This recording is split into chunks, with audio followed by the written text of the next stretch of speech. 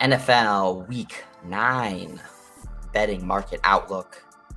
I'm Brett Matthew at Deep Value Better with my co-host Judah Fortgang at Throw the Damn Ball. We're finally out of the month of October. How do you feel? I'm glad we're out of October. I was skeptical of October swoon that you described in Circa, but I think we're on to bigger and better things. This will actually be the first weekend where we have some pretty heavy buys. So we got Browns, Cowboys, Broncos, Giants, Steelers, Niners. So that's 3 games off the board. So we have a much shorter slate. When we look at our Week 8 drive quality scoreboard, an X-ray looking through that realized final score to give us a better, more accurate sense of how the two teams performed on the field. Most of these scores lined up this week with the realized final score. The one that kind of stuck out to us was our Jaguars. Once again, we did not bet them this week though, which was savvy because we were flirting with it on last week's pod, and we're able to avoid that blow up once again. I slept through that early game, but when I woke up and you're explaining to me how the game went, it was just like, it's the same thing, just like a high leverage mistake that blows it. Lawrence throws an awful pick from first and goal to 1. This has been the story of the year. Roughing the passer on a key interception. It just keeps biting them. They were winning for most of the game. It's just crucial mistakes, and the defense allowed a 60-yard play in the final drive, and Lawrence throws a pick on the first play of trying to come back. Yeah, so the Broncos won 21-17. And covered the plus 1.5. Jaguars moved to 2-6 and don't cover yet another number as a favorite. Our drive quality scoreboard has the Jags winning 22-21, but still not covering that 1.5. Nope. A time weighted average margin plus 2, a time weighted average win probability 63%. And these are the types of numbers though that we've seen consistently week in, week out with the Jags, and it hasn't been generating any profits, and we finally backed off of it. Just let it continue to see how it played out. But what a great team to live bet against, giving you just juicy opportunity after juicy opportunity to fade them in the first half. First of all, you could play it on both sides. Play it on the front end, betting the Jags, and then fade them in the second. There's probably a lot of bettors out there ripping up their Jags division tickets, which was certainly a hot bet over the offseason. Not ripping. It's not ripping. No, not ripping yet. I'm not ripping yet. Yeah, it's not rip time. You even look at the odds for the division. I think the last time I saw it was like plus 500, which, I mean, that's very low considering the current spread between the division leaders of the Titans and the Jags. They still have two games against the Titans. Titans still have a difficult schedule as to the Jaguars, but that's very appealing. And it's not as if the Titans, it's not the NFC South. The Titans are 5-2. There's still some long-term bullish look on the Jags. I think you have to tie back a little bit of the expectations on Trevor Lawrence. An interesting framing that I saw, which I don't know if I agree with, but I thought was an interesting thing to think about, which is that like we should actually be viewing Trevor Lawrence this year as his rookie season, just considering how disastrous last year was, which I don't necessarily agree with, but I think it's an interesting framing. But either way, he's been bad. Yeah, there's a lot of Lawrence apologists out there trying to give him as much benefit of the doubt, given those very elevated yet unearned expectations. But one of the things I did want to mention was there was a lot of comebacks. We look at the time-weighted average margin for many teams that ended up winning the game outright. The Dolphins, time-weighted average margin, TWAM, -5. The Patriots, just +1. The Niners, just +1. Washington, 0. Broncos, -2. Ravens, -1. And all those teams mounted to come back and still ended up winning the game, even though that profile would suggest, for the most part, over the course of that game, they were either losing or there was a significant duration of that game where they were losing by a significant margin. Yeah. It just goes to show there was a lot of opportunities to generate profits live betting those games. That's what we did. Yep. We did it on the Dolphins, we did it on the Patriots, we did it on the Niners. I was hoping you'd bring that up. In my mind, at least, it's like, okay, Niners crushed the Rams. Patriots crushed the Jets. And you realize like that wasn't actually how the first halves played out. And I think it's important to have the foresight to know how games can turn out. And like it would be very surprising for the Rams to have done what the Niners did to the Rams. And to know going into the game and to have that sense to pull the trigger live. It's just I think these are good reminders of the value that exists live betting. Dolphins time-weighted average win probability 39%. The Niners just 53%. Washington 44%. Broncos 37%. So just another metric to really demonstrate how these teams were at a deficit or trailing or expected to lose for a majority of that game. When we look at our Week 9 consensus market power rankings, Bills, Chiefs, Eagles, Cowboys, Ravens in the top 5, followed by the Niners, Bengals, Bucs, Vikings, and then the Dolphins into the top 10. The Bucs at 8 still is remarkable to me. Yeah, still just a drip lower, down 2 spots on the week. Standard deviation on them picking up a little bit. Our drive quality metric, easily the lowest across industry analysts. We still have the Bucs ranked 18th from a drive quality perspective, ESPN 10th, PFF 6th, 538 11th, Football Outsiders 8th. So still mostly a top 10 team across the board. We have them basically barely as a top 20 team. Some of the biggest movers on a week basis: Raiders down 6 spots. Market very quick to fade the Giants once they get even a sliver of weakness, down 3 spots. Jags down another 3 spots. And then from an upside perspective, the Saints up 5 spots.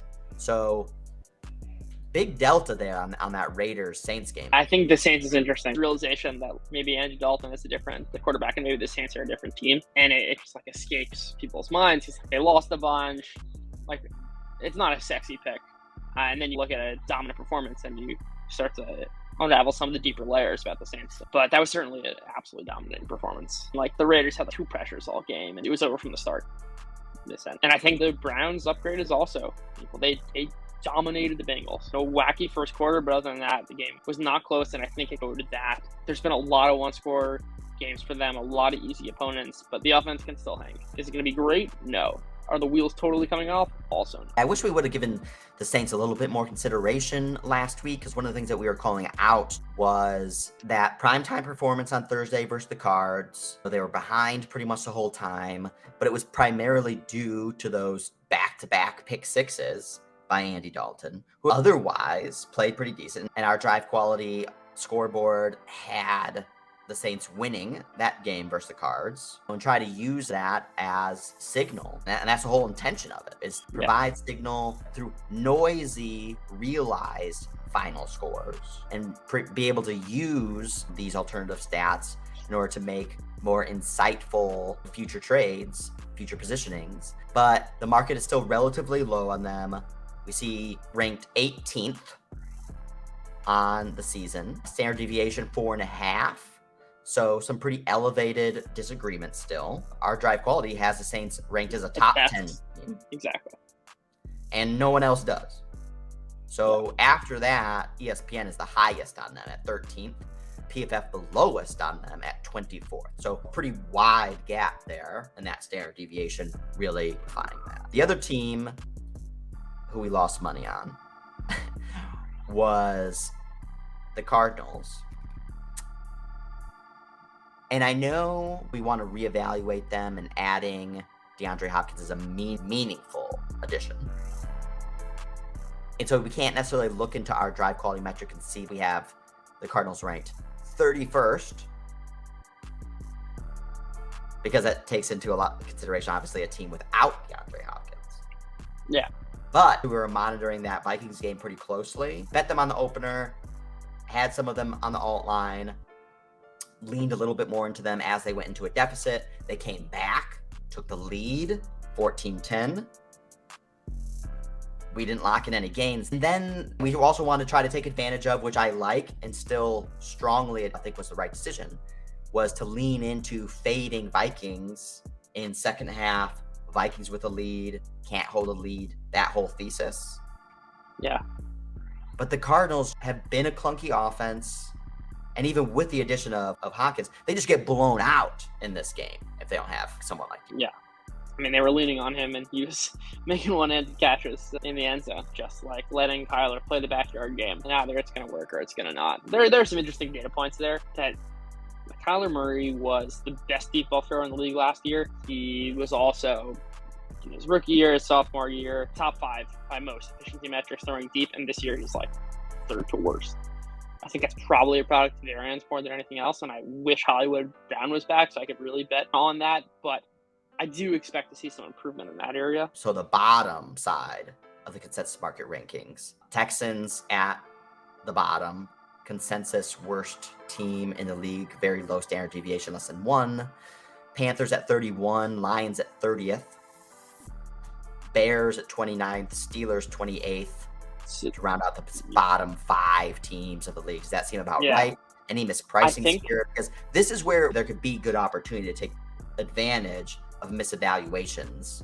I'd flip the Colts and football team, and I think those top 6 are in a separate tier of teams I think are bad. They're bad, and I expect them to lose most weeks. Yeah. I think the rest enter a tier of like competency, and like in this environment, the like difference between the Jaguars and the Ravens, I don't think it's that large. I think there is a big gap though between those 6 teams. The Colts, the Steelers, the Bears, the Texans, Panthers. Those teams are bad. And then we look at teams with the largest standard deviation in market power rank, giving us a sense of how much disagreement is there across the way industry analysts are power ranking these teams. And we have a new number 1 team with the largest standard deviation, the Titans, almost 10 spots. Our Drive Quality has the Titans ranked 20th, ESPN 22, PFF 7th, 538 5th, Football Outsiders 19th. In Predict, again, more shorter term oriented, 28th. And also, still huge disagreement around the Seahawks, the Colts, the Jags, and now the Rams as well in the top 5 with that highest standard deviation. So you have Football Outsiders with the Rams at a market low, ranking them 24th. And you have PFF at a market high, ranking the Rams still in the top 10 at 8th. Any exploitable value here, trying to take advantage of the market not knowing how to price these teams? Yeah, I'll talk about this in my reflection note, which will come out tomorrow. I think you almost have to lean into the fact that Geno Smith might be good, and there's something we may have missed in our expectation coming into the season, and like maybe quarterback play isn't as simple as we thought. But use the available evidence. Like, it's not as if he's good in producing in unstable metrics, right? It's not as if he's getting lucky and that production is good. He's playing as a legitimate quarterback. Why is that going to automatically? Why is it going to stop? What's going to change? That magically he's going to just return to his previous self. I know PFF, for instance, has a very strong prior in their quarterback, which is why PFF has the Rams and the Bucs so high. Yeah, and it's a reason to sell the Rams. But just it's like a known quantity with Stafford. He's not playing well. Like, what the offensive line is not good. What's going to change? And now Cooper Kupp is banged up, and if he's anything less than a full complement to that offense, that could break down fast. Yeah. And they're already bad. Already, by EPA standards, the worst offense in the league. Their secondary weapons aren't getting better. Allen Robinson's washed. Ben Skravonic's their third receiver. Their defense hasn't been as good. I don't see why that would change. I do see the Seahawks as a team to buy. We have enough evidence from this season to suggest like they're going to be good. And I would need to see a couple bad games for me to kind of leap off that prior. But I'm ready to buy them. And even the Colts, like, they're not the preseason team. They're just not. I think there's a lot of exploitable pricing throughout the board, basically, just because there are like 3 good teams, 5 bad teams, and a hodgepodge of others in between. Yeah. I actually love just how, again, like, because we're not manually tinkering or anything like that with these Drive Quality market power rankings. This is just being spit out by the computer.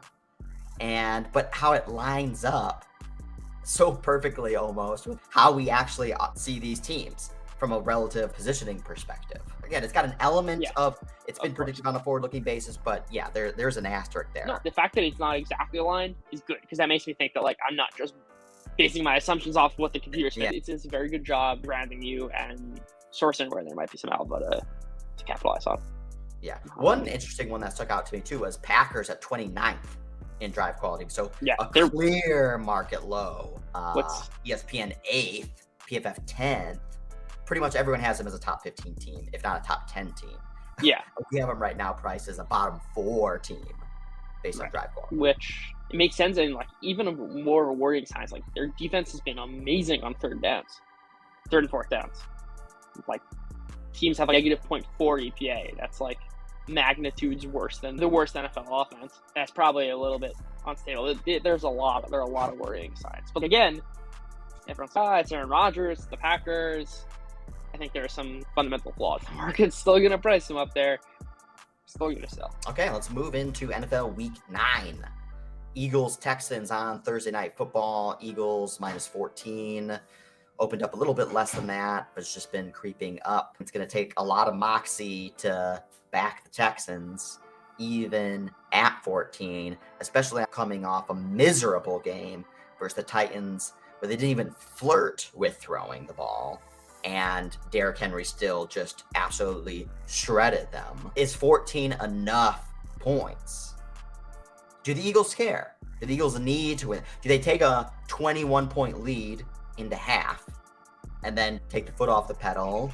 And we've seen the Texans over the course of the season. Again, they put in a really bad game last week, but we've seen them over the course of the season be able to put some things together, especially in the second half, and start covering some numbers. Or are we also at the point of the season where it's like full realization, we're not good, we're not going to the playoffs, no sneaky rallies or anything like that. Davis Mills certainly hasn't cemented himself by any means as the quarterback of the future. There's drama with Brandon Cooks. Lovie Smith could potentially be a one and done coach. Obviously, the Eagles are far better than the Texans. That goes without saying. I think it almost cancels out the backdoor. Yeah, if anyone disagrees there, that's a tough call. The Eagles have struggled to extend leads. They take their foot off the gas, but like the Texans don't have interest in coming back either. I think it's the game against the Colts. They punt on 4th and 2 from the 50 with 8 minutes left. Ultra conservative. They're also not trying to take aggressive action to come back. I think they're, as kind of last week showed, they're coming in, they're coming out. They know it's a rebuilding year. I'm not comfortable backing the Texans at this stage, given their lack of urgency that they've shown in the second half of games. This total seems high at 45.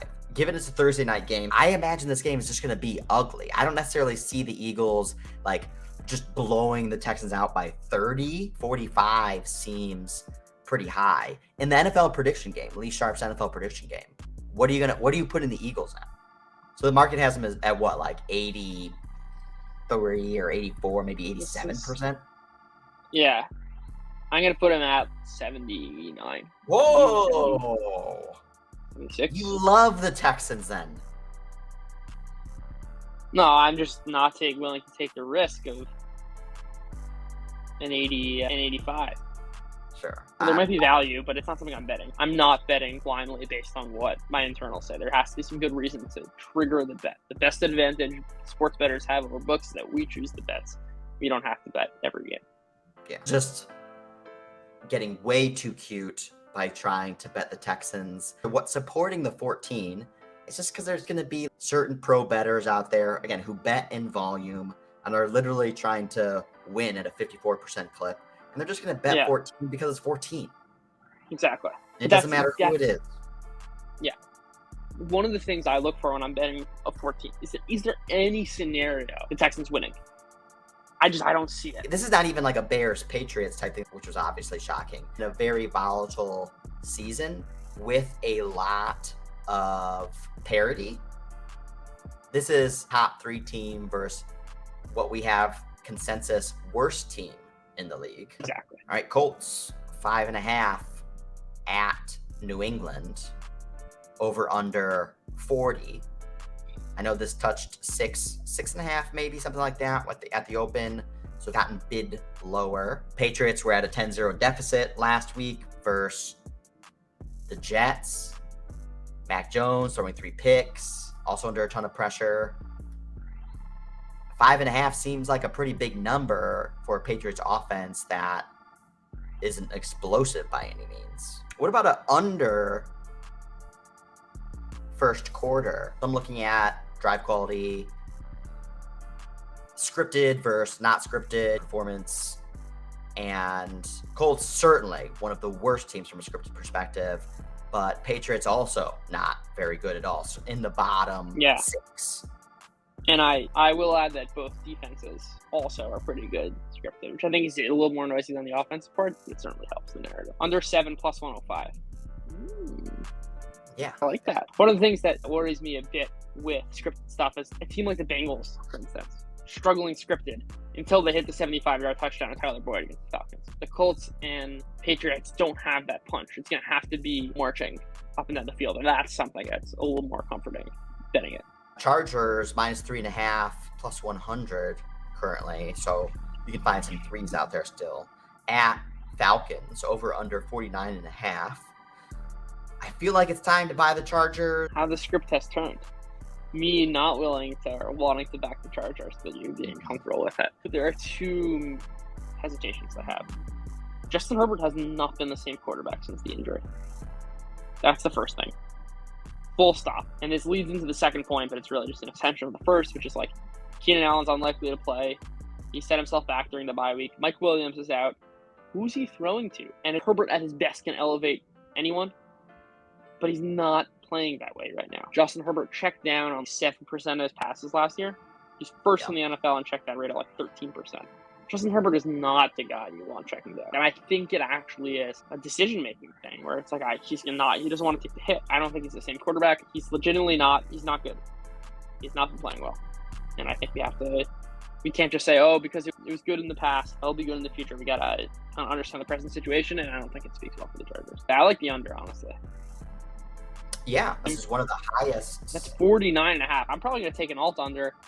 And this is one of the plays we've been talking about offline, which is taking an alternate under. Let's say you get like a plus 200 on 45.5, 44.5. If the first quarter goes your way, at a certain point, if that line moves down, right, you can have the intention of hedging off that. And certainly if the game script kind of allows, and you can see live, does Herbert look comfortable? Does Herbert look like he's returning back to his old form? And then you can get out, or you can let your ticket ride. I love those strategies. One of the things that we've been leveraging from a live betting perspective is coming up with a hypothetical script to try to isolate entry opportunities at attractive prices, but not necessarily coming up with a two-sided trade in the sense of trying to time an entry within an expectation of an exit. Usually we're just trying to get good prices and then letting it ride and trying to just be directionally right on the outcome and not trying to capitalize on intra-game volatility, which is a whole nother element of a trading strategy and is a true trading strategy, not just being a value better, which is what we've more or less been doing with the live betting, is trying to find deep value opportunities, leverage into those, and then capitalize meaningfully if the directional bet pays off. But yeah, we should try to be more opportunistic around leveraging into these deep out of the money alt lines that are plus 350, plus 400 off the bat or somewhere else in the game. And then as that moves down 250 points or whatever, then you can just bet it on the other side. And the best thing is it's low probability, but if you mitigate your risk and basically make it a risk-free bet, and you create a 3 or 4 point middle opportunity, you create like jackpot scenario. I was going to say, also the middle part is huge to this. Yeah. And it's a matter of timing. And if you want to talk about edge, right, you're manipulating different points in time. Because when the sports book is pricing one thing, they have an endpoint, and you as the bettor can manipulate that endpoint and create edge by manipulating the timing. That's huge. There's a ton of value in that. And one of the things we were talking about offline that we want to put together is to be able to create these volatility curves for each one of these teams to see how they're priced from an alt line perspective and overlay that with this team's propensity to be volatile, to extend lead, evaporate leads, lapse factor, and a comeback factor. And to what extent can they do that, and at what magnitude? Because then that can give you a framework to help understand more precisely where you want to leg in to those alt lines, specific to the matchup, specific to the team, and not using a one-size-fits-all approach for every game and every matchup and every team, because that's not going to be as precise. Right now, we're just more or less eyeballing it, just giving away our secrets. Yeah. I can also still edit this out. Okay, Dolphins at Bears, Dolphins -5. Man, this number keeps creeping higher. Yeah.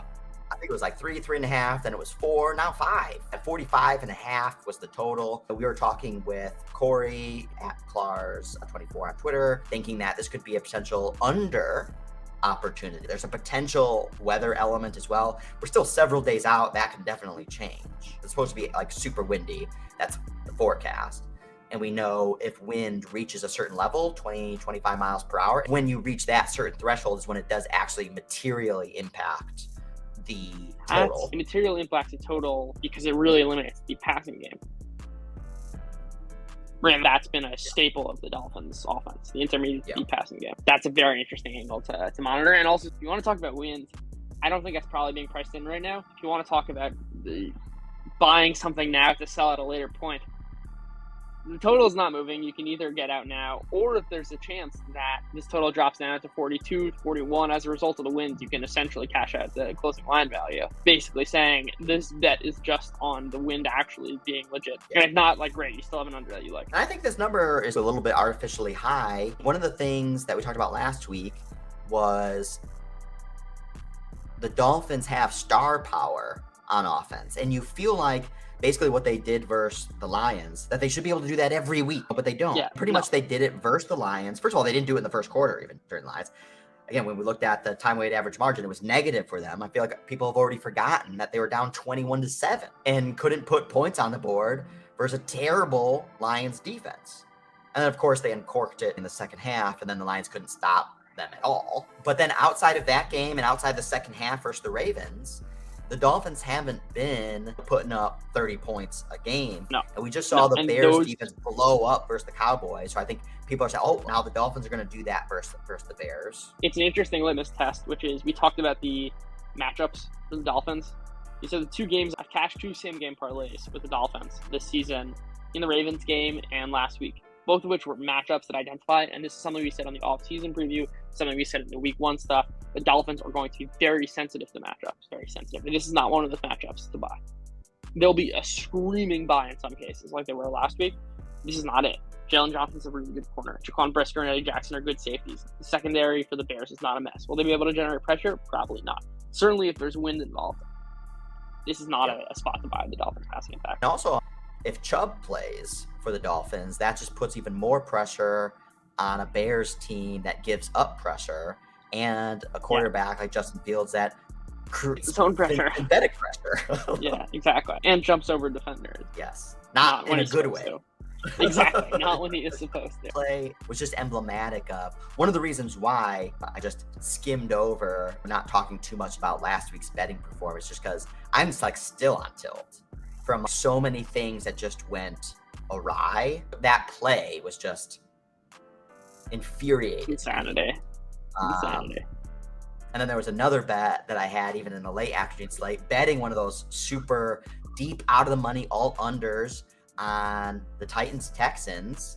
I had under 20.5 plus 450. And then the Texans drive down the last 45 seconds and scores a touchdown to blow that one up. And it's just can't help myself.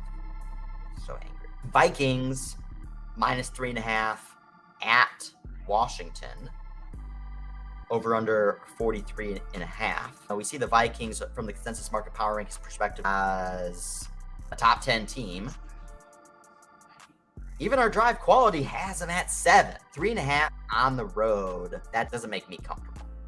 No, I think the spot to attack here is a live over. On the scripted plays, by our drive quality. These are the number 2 and 3 defenses on scripted plays. Minnesota basically has no difference, as you can see on the previous graph. Interesting. That's very interesting.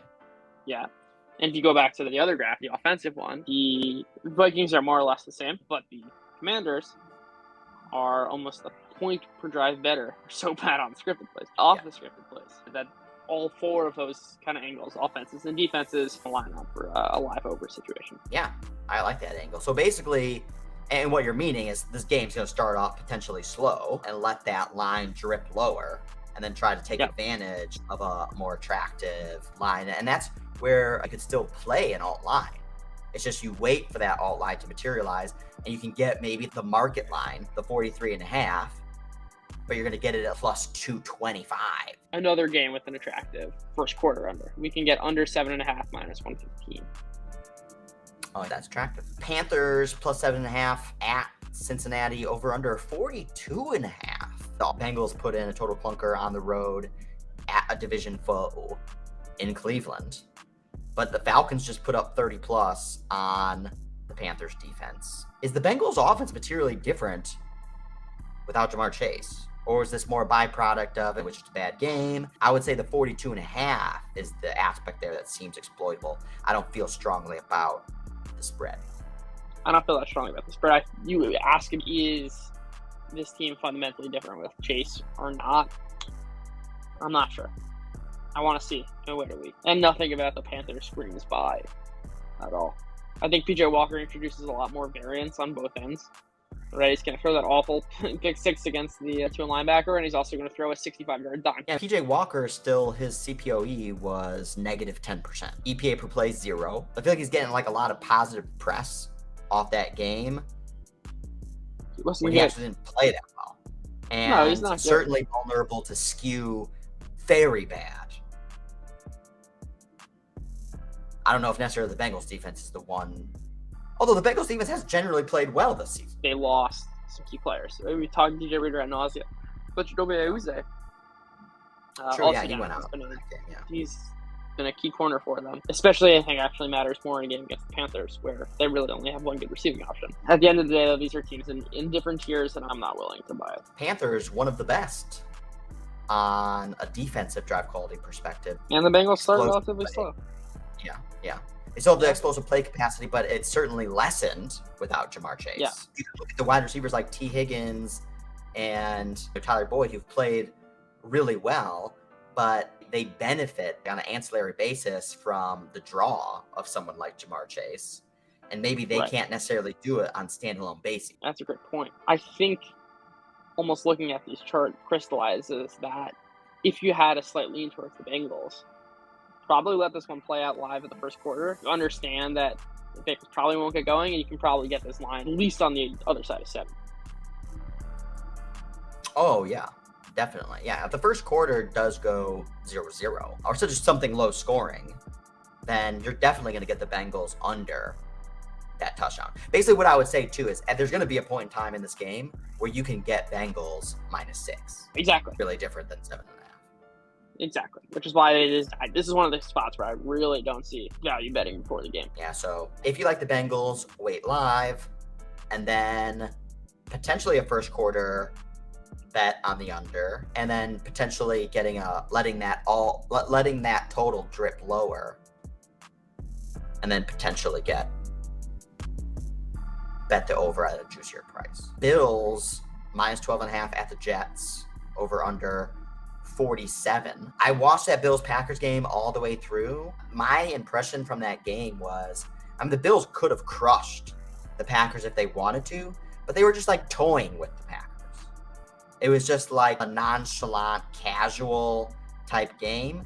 Took a sufficient 2-score lead. The game was never in doubt from the perspective of the Bills actually winning.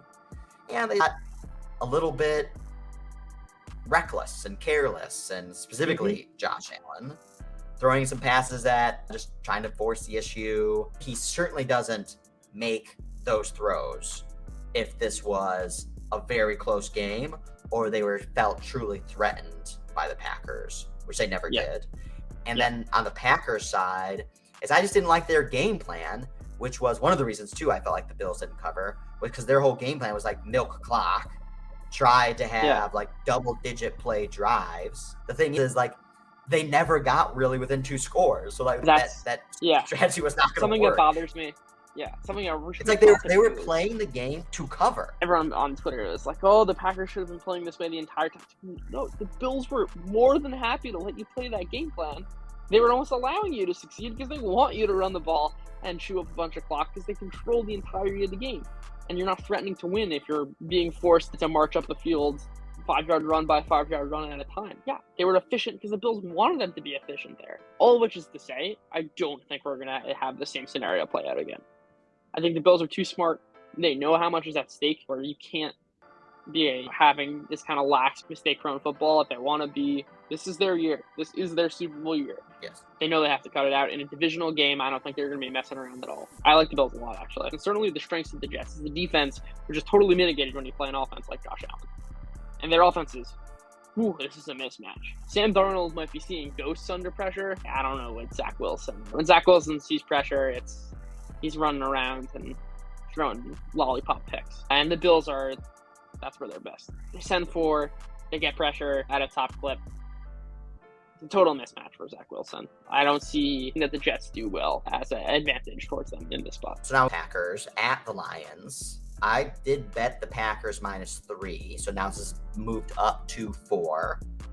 Primarily one, because again, I don't think the game plan was the right game plan to execute versus the Bills. But as far as that was the game plan that they wanted to execute, they did execute it well. And to your point, maybe the Bills really created the conditions to allow them to continue to execute that because it was to their advantage. Yeah.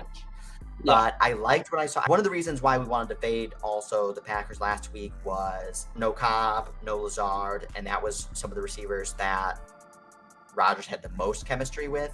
But I think he's developing a nice chemistry with Dobbs. And Dobbs made 2 or 3 really incredible catches in that game. And I understand maybe he's not still great at running the proper routes, getting the proper separation, but the dude is definitely an athlete. I think this is a sell-off on the part of the Packers that's just a little bit too much. And if the Packers cannot score on Lions, then this is the game I think you can definitively say the Packers have very serious, deep offensive issues that are not correctable this season. I'm a week ahead. I think that's already happened. It just depends on how you want to flip the narrative, which is it that the Lions defense is so bad it's going to allow for the Packers to wake up? Or is the Packers offense so bad it doesn't even matter? The Packers won't be able to take advantage. I think we got a spot with the Lions at home. Their offense has played great at home. And I still think the Packers... Although it did score 0 points in the second half. True. But a lot of that, I think, is a function of taking their foot off the gas too soon. I like the Lions here. Ugh.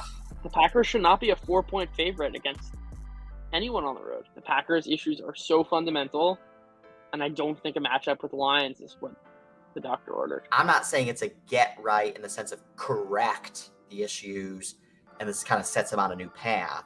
But this can be a game that the Packers can feel better about themselves. Their implied total is 27. They haven't sniffed that number. They haven't scored 27 points until the overtime game against the Patriots and the Bears game in week 2. With that said, I think if you do the offense to get going, I think you bet something like Packers money line and over 23.5, like you can run.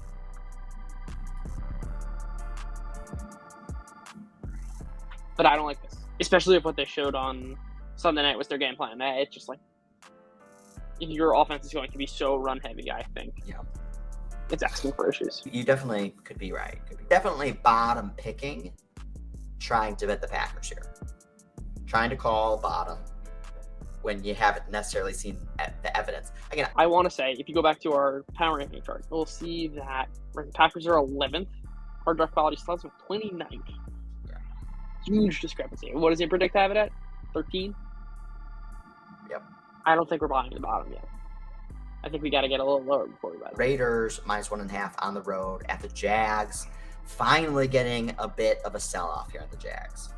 Okay, so the Raiders obviously look terrible. Now we're getting the Jags at home, finally starting to get a little bit of points. I think I like the Jags.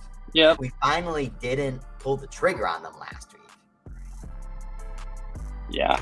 Now do we go back? Which is why we had our break. We were rewarded for our break. Yes. And we will continue to be rewarded when we get them again this week. I could fully sponsor this one because it's just all the evidence suggests to keep leaning into the Jags. Yeah. And we're just getting like really unlucky. And this is somewhat of a two-sided handicap in the sense of, from a macro perspective, macro sell of the Raiders, macro buy of the Jags. I don't hate also betting a Jaguars on an under. So if the Jaguars are leading this game and pushing the pace, I think it's a lot of runs, a lot of slowing down the clock. Yeah. And bleeding it out. I actually, You're also going to get a lot of runs from the Raiders too. True, that's what they're looking to do. I actually really like that. The under. This is a very high total, 48. Yeah. I'm very curious why it's actually priced that high. That is weird. I thought this game would be like 43, 44. This is certainly an intriguing spot. Yeah. Yeah, I agree. Yep, Jags plus 1.5. You can get a Jags money line on DraftKings. Jags money line and under 47.5 for plus 300. Juicy. Seahawks plus 2 at Arizona. I think this opened 3. Seahawks been bid. Total 49.5. Well, Seahawks first quarter definitely in play. You can get the Seahawks at plus 110 on the money line. I think you bet Cardinals 20-1 division bet, which they absolutely need. That's the take of the long-term thesis playing out in the game, and you hedge with the Seahawks money line bet. If the Cardinals win, right, and you hold the long-term prior, their odds are not going to go from 20-1 to 7-1, 8-1. You get a ton of value on that ticket, and they need this spot. I think that's the best way to capitalize on a win here. And if they can beat the Seahawks, I think it shows the type of team the Cardinals might be down the stretch. And if they lose, great. That division bet is basically valueless. Maybe you'll be able to get it back to 20-1 to cash out.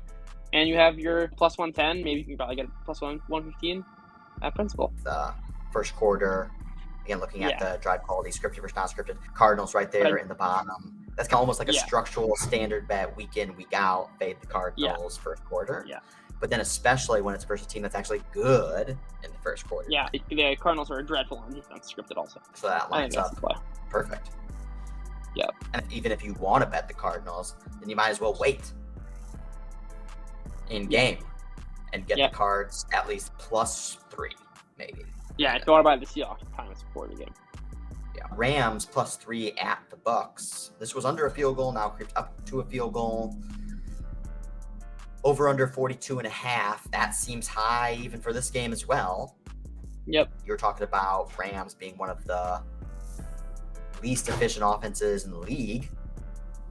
And now with Cooper Kupp banged up, as we talked about kind of all season, the Bucs still do have that high ceiling. It hasn't materialized, but I don't even think the Rams have a high ceiling. No, unless they magically fix their O-line and secondary receiving issues, and their defense gets better. This is another live spot for me. And I think, right, if you go to our scripted stock, the Rams are 5th worst off script, still pretty good on script. And if you go to the defensive side, you look at where the Bucs are, it's not pretty.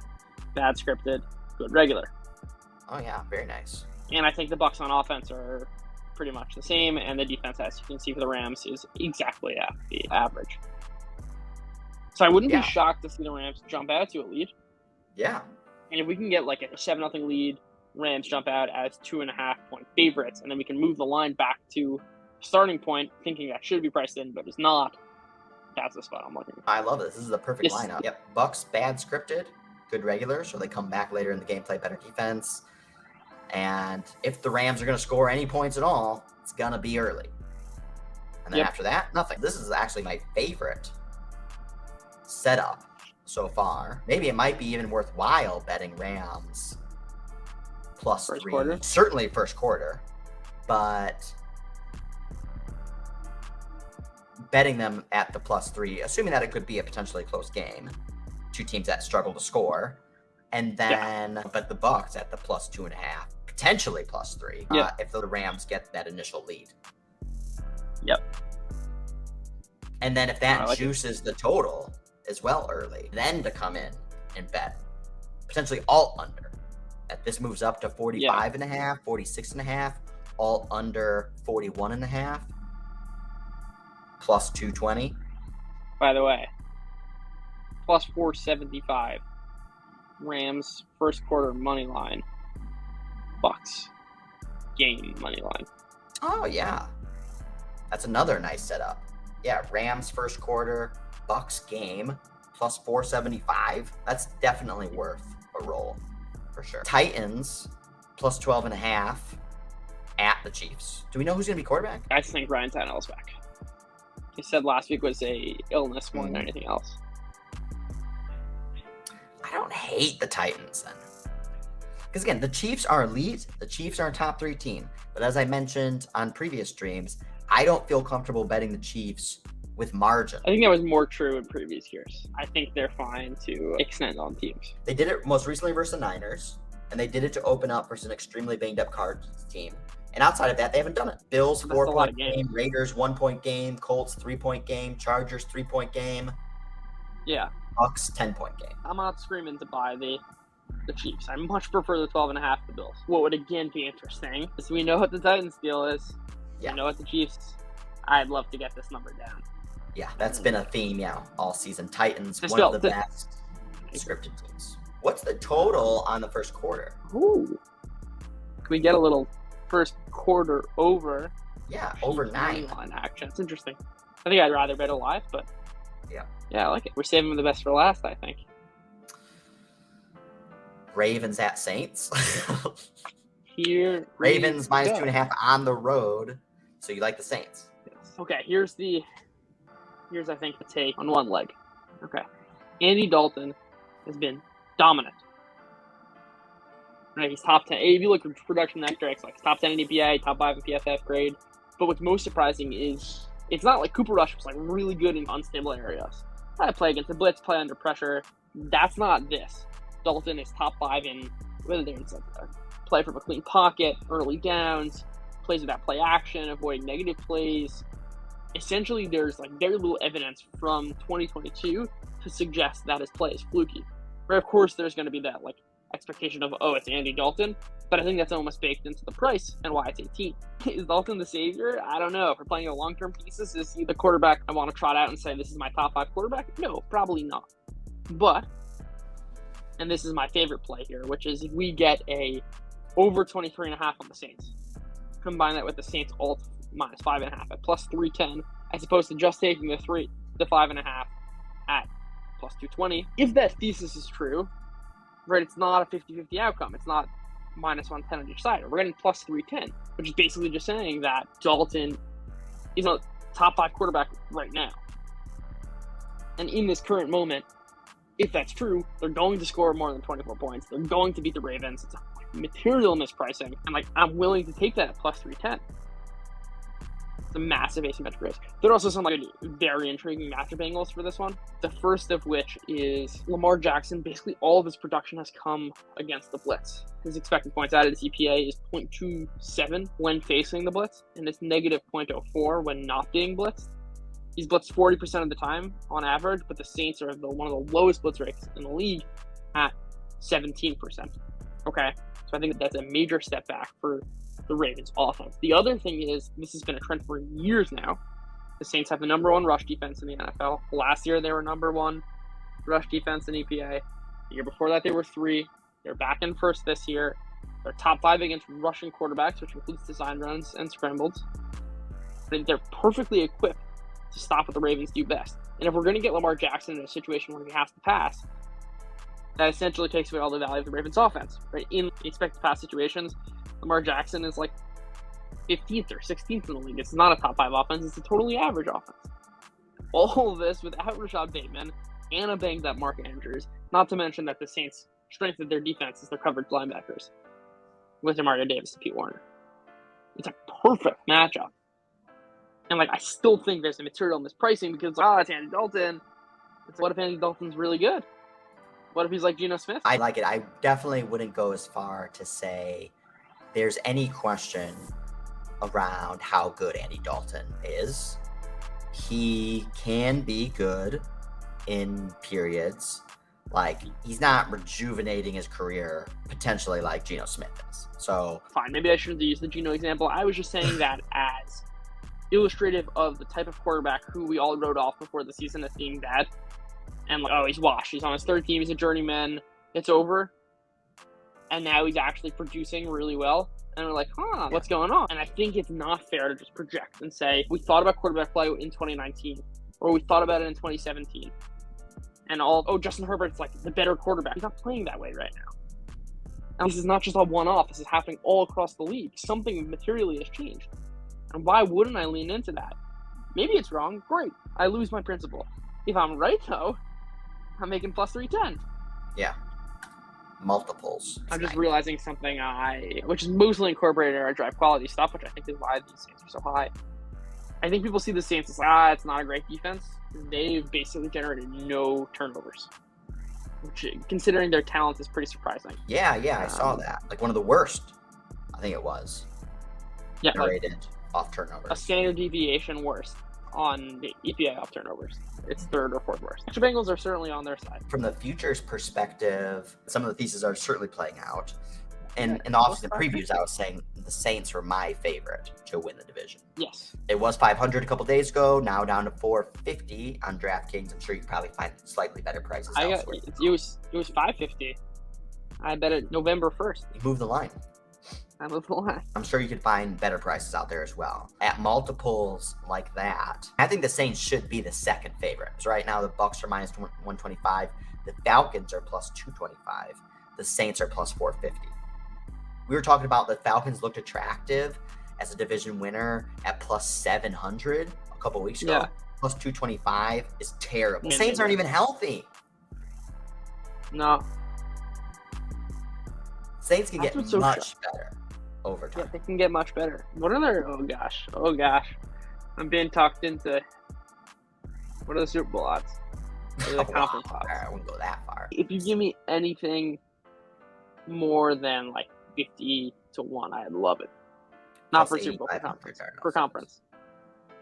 Plus 9,000 on Ooh, I got it. Given the weakness of the NFC, I could see how it could potentially be a play. Yeah, you go in and hedge it. Yeah, no, I'm not letting it ride. Yeah. But given the state of the NFC, and again, on the off chance that they figured something out with Andy Dalton, and I trust that this defense, especially as it gets healthy, will be good. Yeah. In this NFC, especially if they have a home playoff game because they win the division. True. That it's going to be 30 to 1. Tops. And win that game 15 to 1. It's great value. Yeah, you're right. The thing is, too, is in this NFC, to your point, if you get into the playoffs, should be like even money for like basically any team besides the Eagles to get to the Super Bowl. It's intriguing, I have to say. It's intriguing. Good stuff. That wraps up the Week 9 betting market outlook. Thanks, everyone, for joining. Thanks, everyone, for listening. And we'll see you on Sunday. Live betting. Make some cash. Take care, everyone. And that's Closing Bell.